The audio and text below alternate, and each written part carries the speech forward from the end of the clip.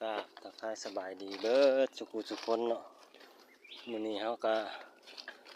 มาเลาะยามกลับเนาะหลังจากกรีดยางแล้วมาลุ้นน้ำกันเนาะว่าสิได้จักโตมื้อนี้ยางเฮาก็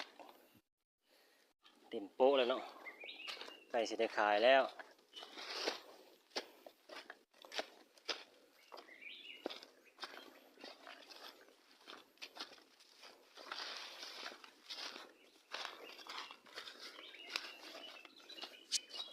อันนี้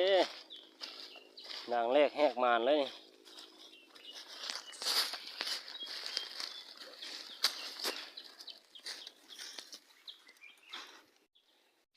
นางแรกกระมานแล้ว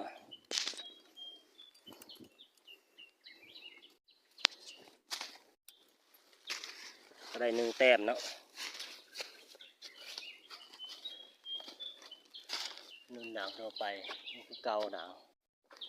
นี่คือเก่า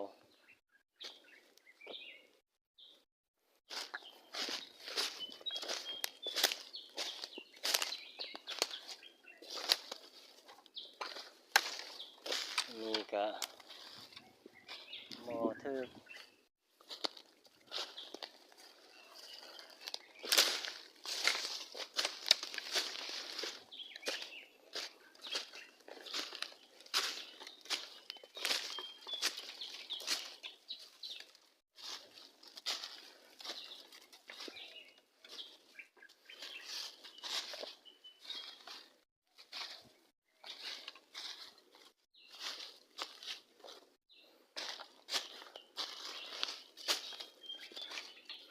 ได้แต้มเดียวนี่ละวะนี่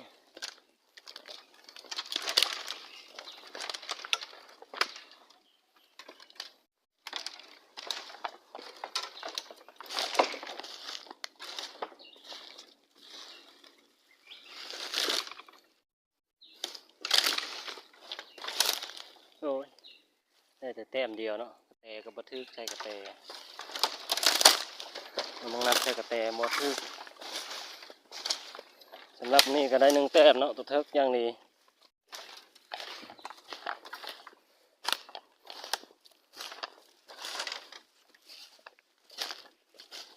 ทักทาย FC ทุกคนเด้อหลังจากที่บ่ได้ลงคลิป YouTube มาปีกว่าแล้วเนาะเนื่องจากกลับบ้านเฮาผัดเน็ตบ่แห้งเนาะลงมาสวนยางนี่เลยอัพคลิปใหม่